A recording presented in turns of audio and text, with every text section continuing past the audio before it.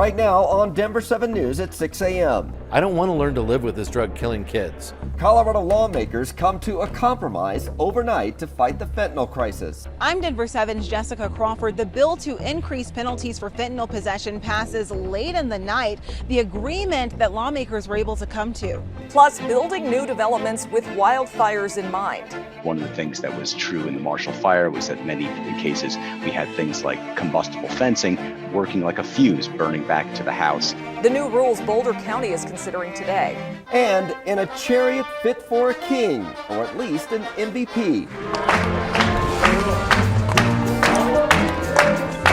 The Nuggets traveled thousands of miles to surprise Nikola Jokic with his award. Oh, how about that entrance and a great reception in Serbia for Nikola Jokic. His teammates flew out for his coach. Yeah, all that. That's amazing. So deserving of the MVP award. Good Thursday morning to you. I'm Brian Sanders. And I'm Nicole Brady. It won't be quite as hot today as it was yesterday.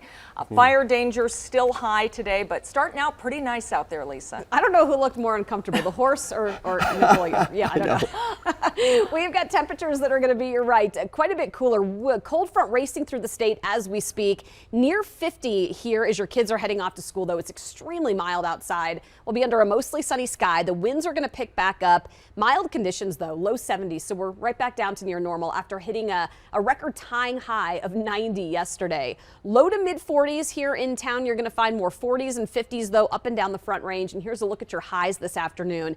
Evergreen 62, Denver 10 degrees warmer. Parker, Aurora, Castle Rock, all right around 70 degrees, 40s and 50s in the mountains. Now, it is a lot cooler than yesterday, but we're still looking at high fire danger. This is a fire weather warning in effect until 9 o'clock tonight. The winds are going to pick back up, and it's obviously just been way too dry out there. We'll take a closer look at those wind speeds and when they pick up here on our Super 7 Day coming up. And we do have a couple of issues here for us this morning, including a crash up on Highway 36. It's on the westbound side right here at Wadsworth. There's also a ramp restriction with part of a crash here on that ramp coming off of Highway 36 to go to Wadsworth. Take a look from the camera up there, and you can see that we have this left lane. They're going to call it the center lane, but it's actually the left lane because there's only two free lanes and then the express lane. That is blocked. You see how one car is sideways, so just one lane getting here. You can actually use the express lane to get around it too, but it looks like nobody wants to do that right now. The delays are minimal at this point. We did have a crash also coming in here around I-70 and I-25. I haven't seen it yet. Might be on that southbound to westbound transition or somewhere in the transition.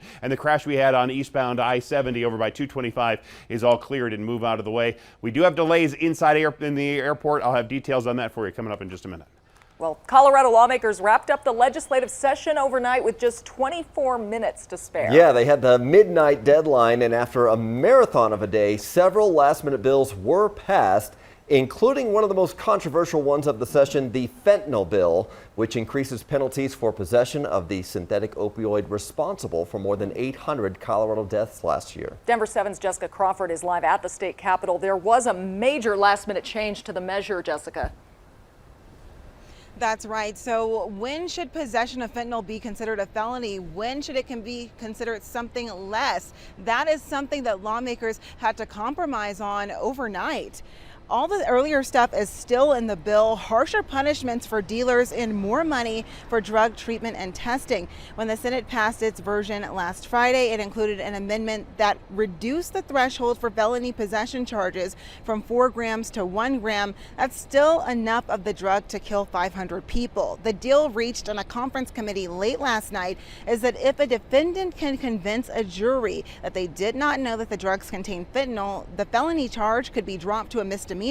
Critics argue that that opens a window for all cases to be considered misdemeanors going forward. It's either I want to get this drug off my streets, or the others say, well, we want to just learn to live with it. I don't want to learn to live with this drug killing kids. I don't want parents to have to worry about whether or not their kid's going to come home from a Saturday night party. What we're saying is that if you do come in contact with that fentanyl unknowingly, that you're not a felon. And that's so very important. We heard story after story after story of people who died from accidental or unknowing fentanyl poisonings. They should not be wrapped up in this. Representative Mike Lynch, one of the sponsors of the original bill, asked for his name to be taken off of it because he thinks that the final version of it doesn't go far enough, saying in part, law enforcement has been clear on their position and adamantly opposed anything less than a felony charge for any amount of fentanyl possession. They've told us what they need in order to take decisive action and save lives across our state. Governor Polis issuing a statement overnight calling the compromise bold legislation, saying it goes a long way towards saving lives. We're going to hear more from him live today at 9:30 on Denver 7.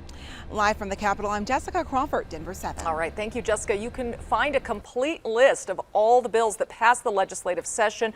We highlight some of the other important last-minute approved bills in about 20 minutes, but if you want to look now, it's on thedenverchannel.com. Well, our fire danger remains high today, and the cause of a small fire near Evergreen Parkway and Highway 40 is still under investigation. Fortunately, crews were able to contain it to just a quarter acre. But we know it doesn't take much for small fires like that to rapidly spread due to our high winds. We saw it with the devastating Marshall Fire, and Boulder County is now looking at ways to prevent another tragedy like it. Denver 7's Veronica Acosta joins us live this morning with new rules Boulder County is considering to building materials. So rules currently in place for the foothills portion of the county, they would actually be extended countywide. So here's what those changes would look like. We're talking about ember-resistant construction materials on the actual roof, attic venting, non-combustible gutters and downspouts, changing to decking and fencing materials. Now, despite the importance of these changes, officials say they are watching one thing, and that is the price on all this stuff. Many of these materials are very comparable in terms of their cost to other traditional building materials. So we were really very, very aware that that many of these folks who are rebuilding are experiencing financial hardships. Many of these folks are underinsured, and we wanted to make sure that we weren't putting any obstacles, financial or otherwise, in their way. And those changes, they'll be presented to Boulder County commissioners during a meeting later this morning. That's happening at 11:30. If they are approved, they're likely to go in place sometime around June 6th. We're in Boulder County this morning. I'm Veronica Acosta, Denver 7. Yeah, we are still very early in the rebuilding process. Thank you, Veronica. Since the fire, the Community Foundation of Boulder County has received donations from more than 77,000 people wanting to help the Marshall Fire victims. We asked, an official said $5.5 million have already been given out to families whose homes were damaged or destroyed by the fire. $1.5 million in financial assistance for workers who lost wages or equipment. Other money has gone to mental health services, people with wind damage, and to help with underinsurance. Where do you feel like we are in the recovery phase?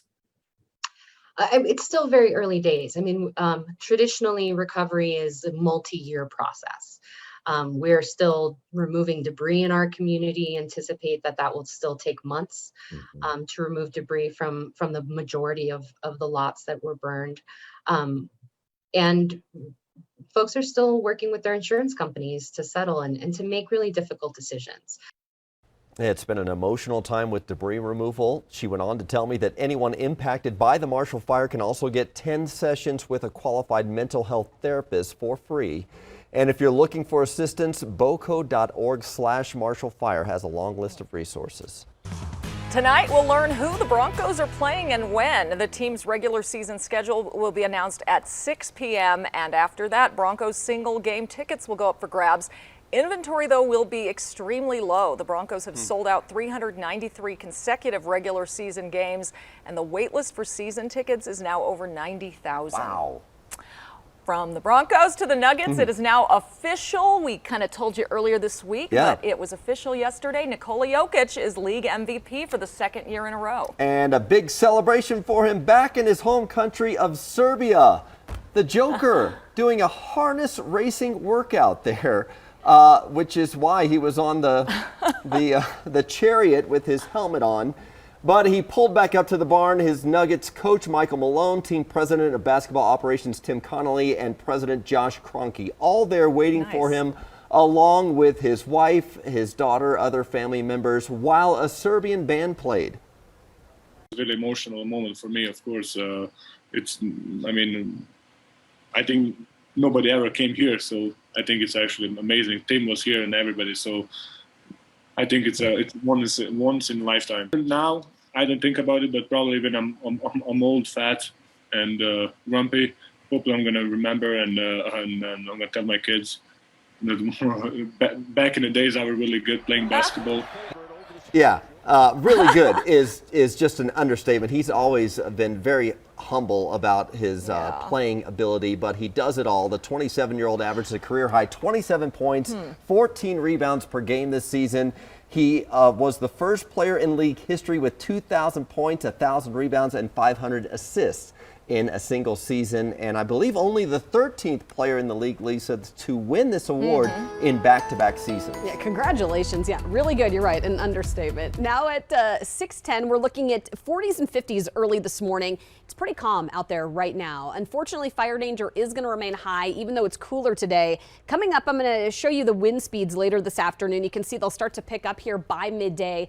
Details on the high fire danger and how long it's going to last here as we head into the weekend coming up. We still have some big delays over at the airport, inside the airport, with security wait times at 25 to 30 minutes. This was taken early this morning with the pictures of the line going all the way back to the baggage area here this morning. So it's going to be a long wait, unfortunately, once you get inside the airport. We're not even at Memorial Day yet, and you see the drive tour from the airport looks fine, as does E470. But getting inside the airport, have extra time if you're heading out there this morning.